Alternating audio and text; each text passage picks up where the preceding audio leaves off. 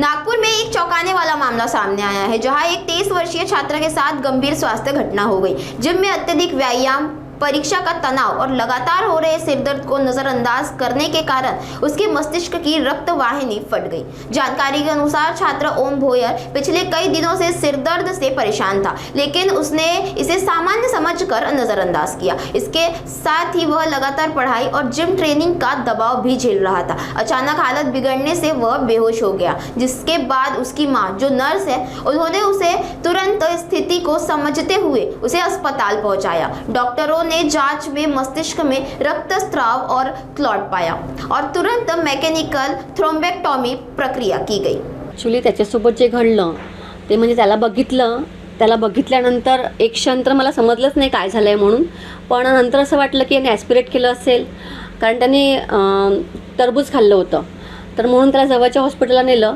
तिथे त्यांनी सक्शन करून O2 दिलं, कारण माहिती आहे का, सर्क्युलेशन स्टॉप झाल्यामुळे त्याच्या शरीराला ऑक्सिजन पण सप्लाय बंद झाला होता. त्याचं सॅच्युरेशन पण अगदी 39-35 पर्यंत आलं होतं. आणि तिथे त्यांना हे केलं. त्याच्यानंतर MRI केलं. MRIमध्ये त्याच्या मेंदूमध्ये त्या गुठळ्या निघाल्या. तर डॉक्टर सचिन ढोमणे सरांना जेव्हा कॉल केला, त्यांनी सांगितलं की अर्जंट याला कॅथलॅबमध्ये घेऊन ती प्रोसिजर करून आपल्याला त्या गुठळ्या काढायच्या आहेत.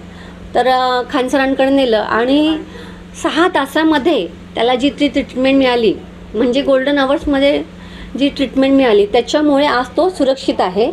आणि फक्त एवढंच सांगते सगळ्या पॅरेंट्सला आणि मुलांना की परीक्षेच्या काळामध्ये तुम्ही तुमचं जे जिमला तुम्ही जात असेल, वर्कआउट करत असेल, तर ते नका करू, कारण परीक्षेचा ताण आणि वर्कआउट तुम्ही एकाच वेळेस तुमचा मेंदू तो नाही सांभाळू शकत. म्हणजे तुमच्या मेंदूनी पण किती ताण सहन करायचा. असं ओमसोबत झालं, कारण तो रात्रभर जागरण आणि वर्कआउट सगळं एकदम झालं, कारण तो जिम तर गेले 4-5 वर्षापासून तो जिम करतो आहे. पण आणि त्यातही तो स्वतः दुसऱ्यांना ट्रेन करायचा आणि तो म्हणजे चांगला ट्रेनर पण होता. पण तरी त्याच्यासोबत असं झालं, कारण तो एकदम त्याच्यावरती सगळा ताणतणाव आला.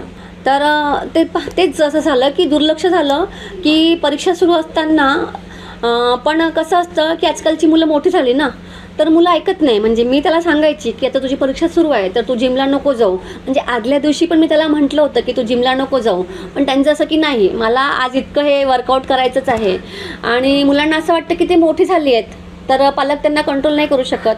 पण असं काही नसते. मुलं कितीही मोठी झाली तरी ते पालकांपेक्षा मोठे नाही होऊ शकत. सगळ्या मुलांना एकच म्हणणं आहे की त्यांनी त्यांच्या पालकांचं ऐकावं आणि पालकांनी पण अभ्यासाच्या वेळेस, म्हणजे अभ्यास असताना किंवा परीक्षा असताना त्यांना वर्कआउट वगैरे करू नाही द्यायचं.